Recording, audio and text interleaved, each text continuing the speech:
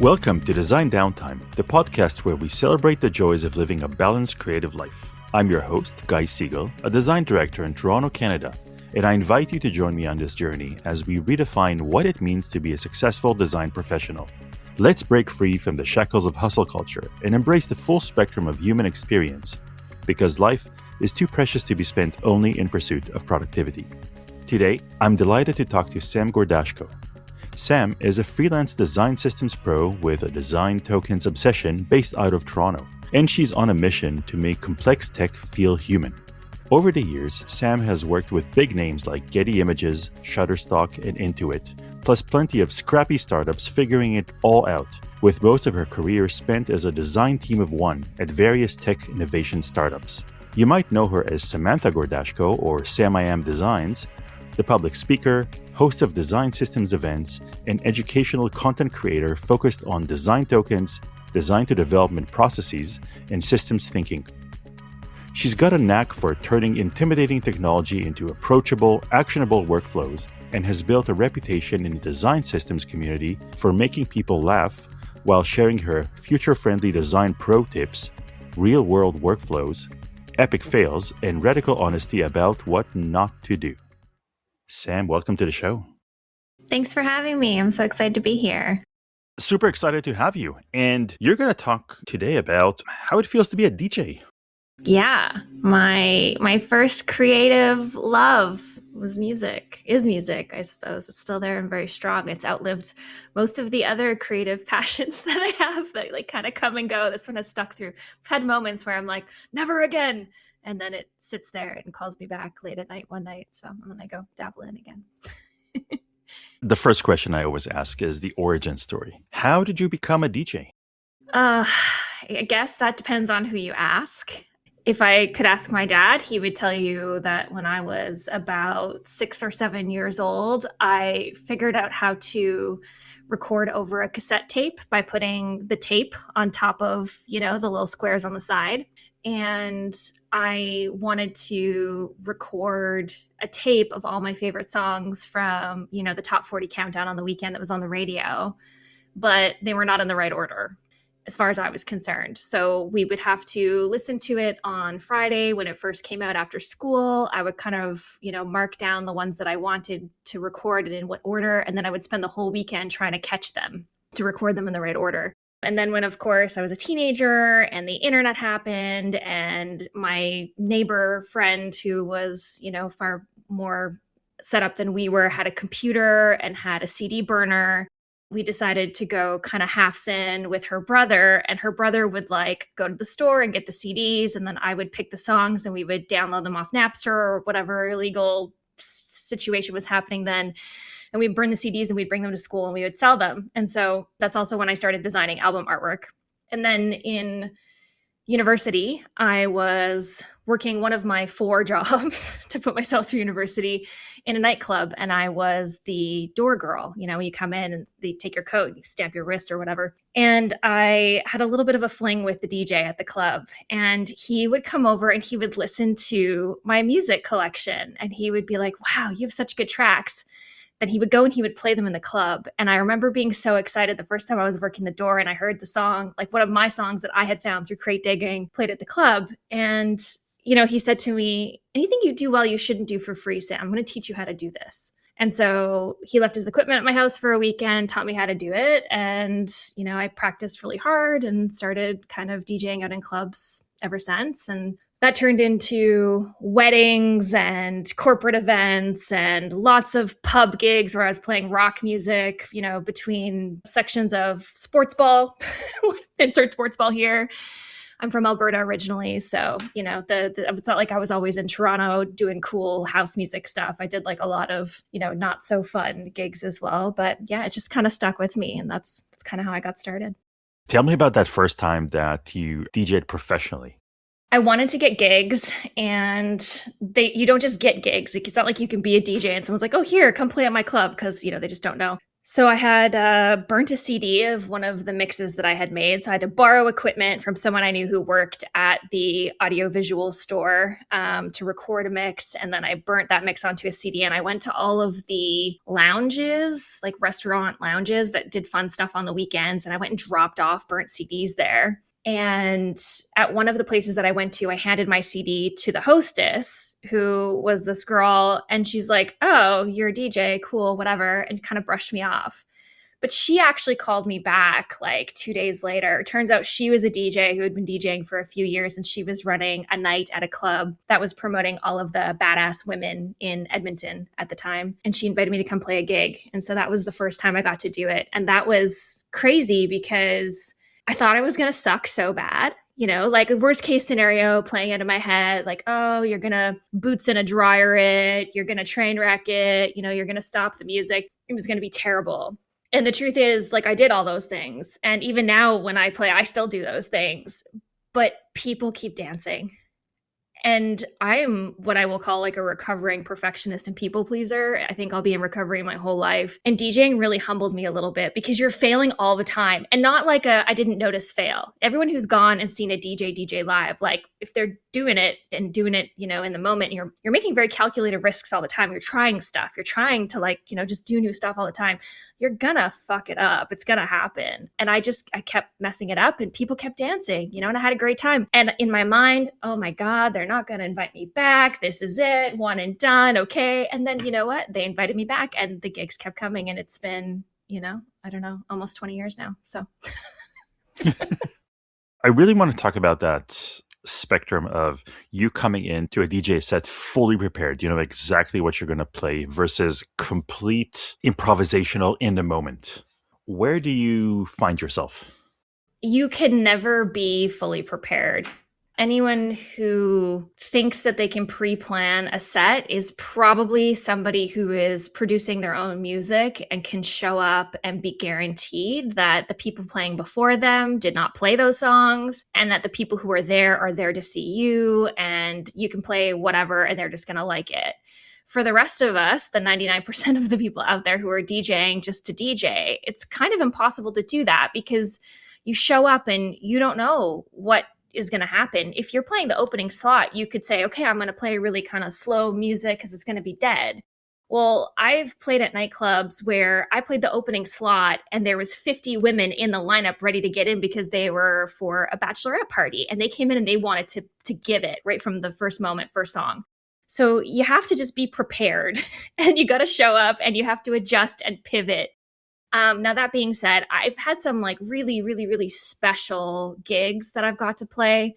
And those are a bit more prepared, but they're not like, I think about it as in like, I have a collection of, 50,000 songs, and I'll do some crate digging. That word comes from back in the days where we used to go to record stores and you would physically look through records that were stored in milk crates.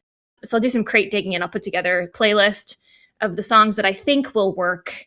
And because I have systems in place, obviously, because it's me, I have systems in place, I can pivot within that playlist. And then I also can jump out of that playlist and navigate somewhere else in my collection. And of course, it's a lot easier nowadays when everything is digital. But back in the day when it was all, analog CDs or records, is much more complicated. So you have 50,000 tracks to pick from. How do you pick from 50,000 tracks? Okay, so I have a system. I have systems in place. So the first dirty little secret I have is that I don't remember names, which is hilarious. If anyone knows my career, I talk a lot about naming stuff, but I'm actually terrible at remembering names, and especially track names, especially house music and like disco and funk and techno. The names mean absolutely nothing about what is in the song, right? So I can't look at a name and remember what the song is. So the first thing is I have to write myself. And back in the day, we didn't have so many, software tools to add tags and codes and stuff. But I would write descriptions, my description of what the song is. And sometimes it would be like big build up, long string moment, epic drop. And for some reason, looking at that and then the other parts of my system, I'm like, okay, I know exactly when that song would work. So that's the first thing, is I have to describe it to myself so that as I'm like looking through my options, I kind of know what might work in the moment. And then, of course, I assign my own genre because there's especially house music, right? So house music is the umbrella, and then you have all these kind of like subgenres, and people like to make up their own genres. They just like will call it a genre, like, oh, this is, tropical house. And I always joke about that one. And I'm like, oh, is it sunscreen house? Is it poolside house? Is it beach towel house? Like, I don't really care what you call it. I'm going to make my own genre so I know how it fits into my system or what songs are similar. Then I give it an energetic rating. So it's always like a step 1 through 4. 1 being like, we're going to like just get the moment started. It might be like too mellow for most cases. 4 being super like epic, high energy, like big moments, often too high for that. And then 2s and 3s are normally where we hang out, right? So between the genre, the description, the energy level, and then of course the BPM or the tempo of the track, I can kind of figure out where I want to go. And then I organize my short list of those 50,000 songs. I'll maybe choose like 100, for example. And I'll have them in an order based on, kind of the moments. Is it like a little bit darker? Is it a little bit more sunscreen house? Like whatever it is, I put them in these moments. And then from there, I can go, okay, well, these are going to sound harmonically great together. And they're kind of the same tempo and they have similar like parts to them. So I know they'll go well. And so that's how I kind of pick them. You mentioned perfectionism or being a recovering perfectionist. What are I'm doing here air quotes, what are the mistakes you can make as a DJ? Okay, well, if you've never DJed before, you've never looked at someone DJing, I'll describe it. So in the middle of the table, you have the mixer, and that's the piece that's connected out to everybody. So all of the speakers and everything is connected from the mixer out, right? So that's kind of like your output. It also receives inputs from your music inputs. And then on the right and the left of the mixer, you have at least one on either side. And that's the songs that you're playing, right? They kind of come into the mixer. So you have to turn on the music on side A or side B, let's call it. So you have to turn on and off that song. And then you have to adjust that song to make sure that it's playing at the right tempo so that it's like, I think about 2 trains on tracks. They have to kind of be running a bit parallel to each other. And so you can do a few things. You could, instead of turning, and it's a button, right? You push it on and you push the same button to turn it off. So if I've got train on track A playing and everybody's partying on that train, and I think like in my headphones, like, okay, I'm going to pick a song for whatever's going to be on track B. And I'm like cruising through like, oh, okay, this one might work. Let me listen to it on my headphones first to see if it will work. And I go to hit play on that CD player. You have to remember, I'm not like in a bubble, calm with nothing else to think about, right? Like I'm in a room where there's a lot of stuff going on. I've probably had some cocktails. It's dark or not. The lights are flashing in my face or it's just really bright out. I'm having trouble seeing. But sometimes you can legitimately just turn off the track that you were playing as opposed to turning on the track that you want to preview. And so now you've just cut the music. So like everyone on the dance floor is like, what happened? So there's that. You can do that. I've done that many times. You also can get that tempo wrong. So if you've got everybody partying on train A and then you're trying to get train B like lined up perfectly so everyone can jump off of train A onto train B, like on these little cars, you can get that wrong. So after a while, it just starts to sound like boots in a dryer. So instead of it being like da da da, it ends up being like da da da da da da, and then it can get really off-putting.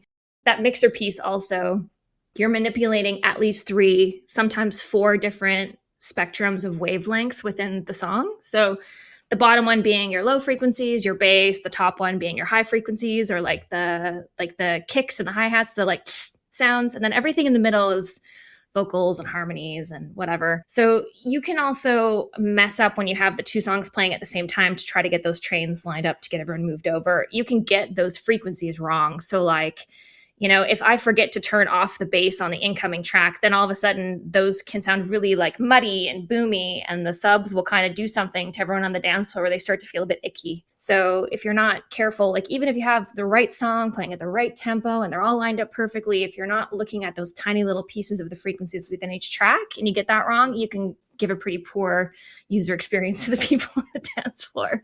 So there's that as well. Speaking of user experience, one of the benefits of you DJing in front of a live audience is you get immediate feedback, whether you're doing well or not. Like you see the reactions right away. Does that make it less stressful because any mistake you can immediately get on top of it and change it? Or is it more stressful because you see the outcomes of your actions right away?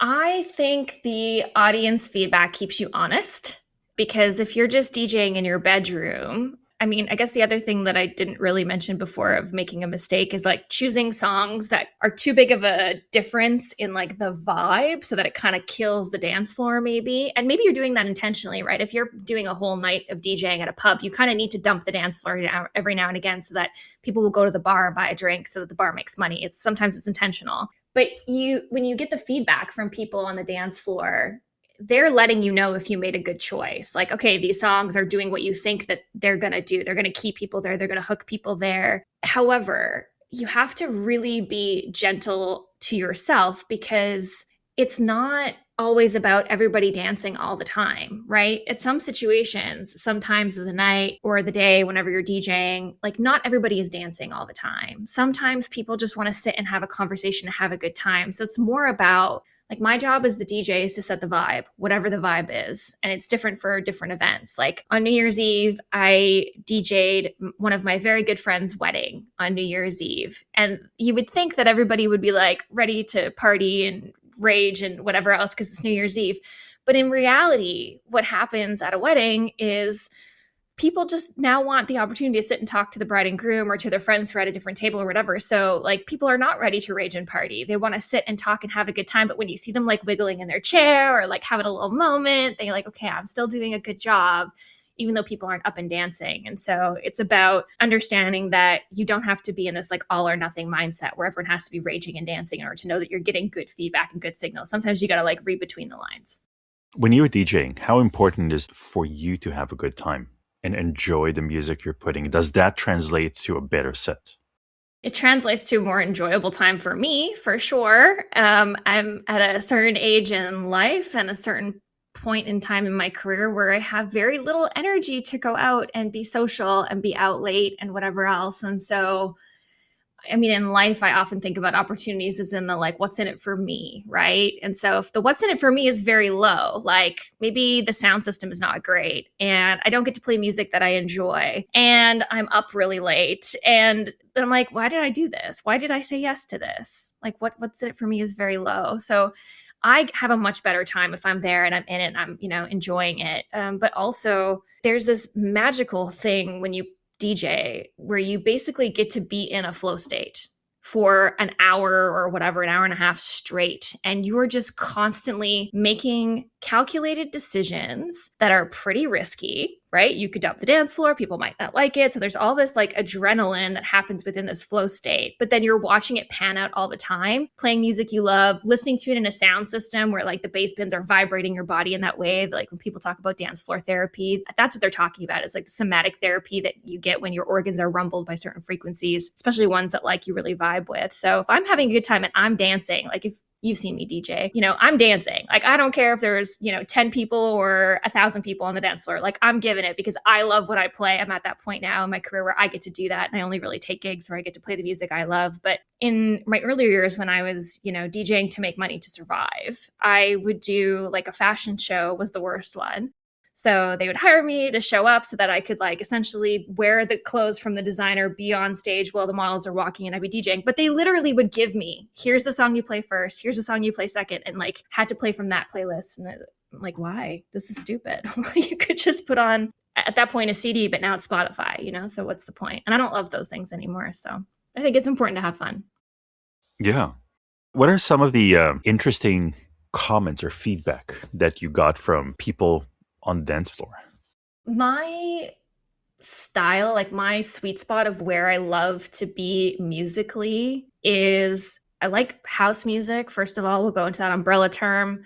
I like stuff that is a little bit melodic. So there's got to be like not sounds. Like I don't want like I don't like that. I want melodic elements in there, but done in a way that's like a bit cerebral and intelligent. So you might be listening to like and I like groove, right? So you might be listening to like a groove of a song, and then all of a sudden you're thinking to yourself, is that Tribe Called Quest? how do I know that, like, that one part that comes in the breakdown? And that's because I'm taking pieces from all these different tracks that I have, and I'm layering them in at different moments to give you a taste of like connecting something you're familiar with something that's like really interesting and like mildly familiar, but like a bit, different and cerebral and stuff. And so I like to put those pieces together. So I love when people say to me like, oh, I was so surprised by you. Like I was constantly surprised, because I feel in the world now of digital streaming and everyone has access to these massive music collections at their fingertips. And so the opportunity to be surprised by music happens less and less because the general public has more access. Whereas back in the day, like I'd literally be driving to a different place to buy music that you couldn't get, and earlier to my days, people would be flying all over the world to buy records that they could come back and white label. So you would never know what they were. And that's kind of how house music and all this sort of underground culture came to be, is like this idea of finding tracks and then surprising people and having that be your signature. So I love when people say, like, I was surprised by you.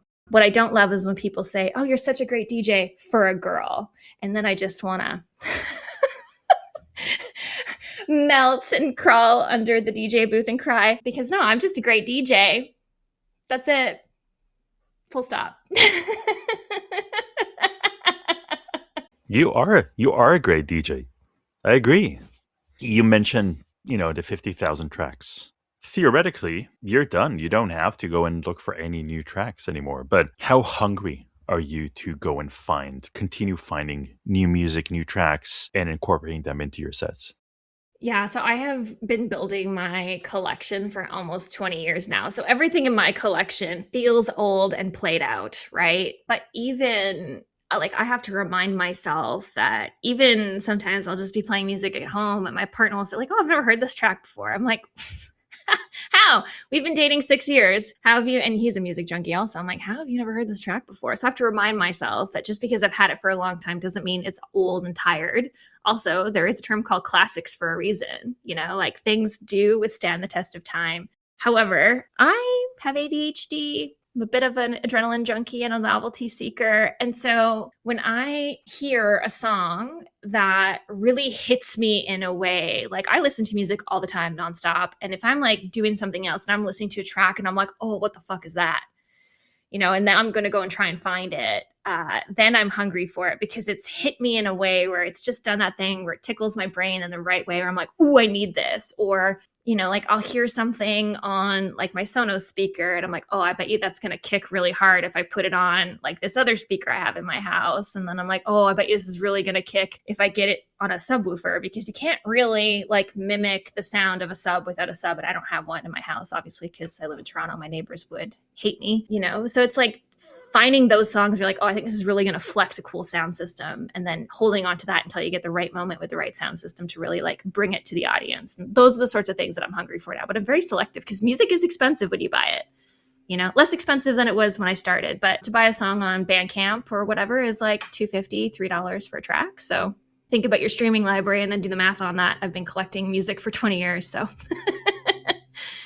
how much does the community of DJs play into being a DJ? Do you talk to other people who DJ? Do you listen to their sets? Do you get inspired by certain people that you seek out? I resisted using individual song streaming platforms for a really, really, really long time because I felt like they were kind of diluting or polluting the mainstream a little bit. Like I'm a big fan of SoundCloud. If you haven't checked it out yet, I highly recommend it. SoundCloud is a platform where DJs and music producers and singers can showcase their work before it's released, or full-length DJ sets. And songs that are produced to be DJ'd are not meant to be listened to from start to end. The first, 1.5 to 2 minutes and the last 1.5 to 2 minutes are relatively boring, and they're stripped back because they're put in there to allow layering of something else to make it interesting. And that's the whole point of DJing, is you and I could play the same 5 songs at the exact same timing and it would sound completely different because of the way that we would do that mixing piece I described at the beginning. So listening to other people's mixes is really inspiring, but like I am such a nerd about technology for obvious reasons. You won't find me in the club at the front of the dance floor because I want to be at the front or I want to hear the speakers the loudest. It's because I want the opportunity to see the DJ's hands. And I love clubs where there's a second floor, like, balcony style, kind of an opera house situation you might think about. So my favorite spot is on the second floor at the tail ends where people don't normally like to hang out, because I literally can perch over top and look at how the DJ is mixing, and watching them do what they do. That is inspiring to me. And I think this is part of the reason why the pendulum swung back. So DJing, we went from records, which were really, cumbersome to work with, to CDs, which were slightly less cumbersome to work with.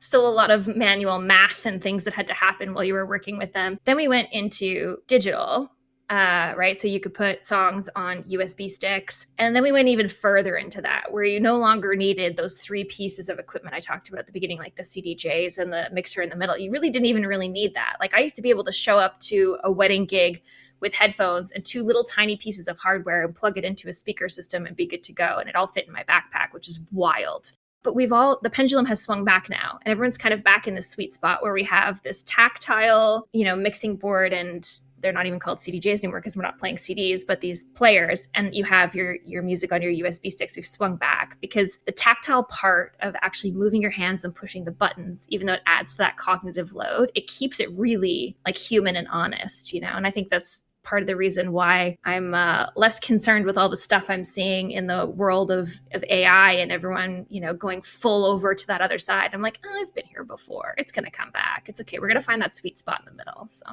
tell me about some of your own favorite sets that you played. I've played at this little festival in the desert called Burning Man several times. And one of my favorite sets that I played there was on an art car. If you're unfamiliar with what Burning Man or art cars are, just pause, go do a little Google search, and then come back. But the art car was a turtle. It was a turtle that breathed fire, and it was the first day of Burning Man. My friends have this art car. It's a daytime thing, and the event is we're going to go take a cruise on the art car of all the art, which is like way out in the deep playa. It would be impossible to see it all in one day unless you were going by art car. And I was playing on the art car, but like old school hip hop and like throwbacks and jams. So like classic tracks, throwbacks. And it was a bit of like a rough start. Everybody was late and it kind of rained and we got parked for a bit. Anyways, we're finally moving. And I literally uttered out loud, man, I'm so hungry. Does anyone have like a granola bar or a snack or something? So people are, I'm playing these like old school hip hop jams on this turtle art car. And all of a sudden, a person riding a bike with a Ninja Turtle outfit on, carrying a box of pizza, starts riding their bike furiously towards the turtle art car, ditches his bike, jumps up and goes, "Here's a pizza for the DJ. You guys parked outside of our camp while it was raining and we could hear the hip hop tunes while we were making the pizza. And we wanted to come and like give the DJ this pizza." And it was like the turtle on the pizza. And I was like, this is such a magic moment. And I wasn't even playing the music that I really loved. It was just the whole thing of like, okay, I'm here to play, hip hop, throwbacks, fun music, and giving that back to the community in this moment where like everyone was parked and it was raining and you can't leave and blah, blah. It ended up creating this ripple effect of like, oh, you helped us like get through this bad moment. And I was like, cool, this is cool. So I think like those are the moments that hit me the hardest, is like, I was like, oh, hip hop, whatever. You're an educator in many different ways. Someone listening to this and thinking to themselves, oh, I'd love to sort of dip my toe into the world of DJing. What would you recommend? Do it. It is so much more affordable now than it was back in the day. The access is there. You have the power of the internet. You don't even have to like beg somebody to teach you how to do it. I would say first step, pick 4 songs and just listen to them over and over and over again until you know them, frontwards, backwards, whatever.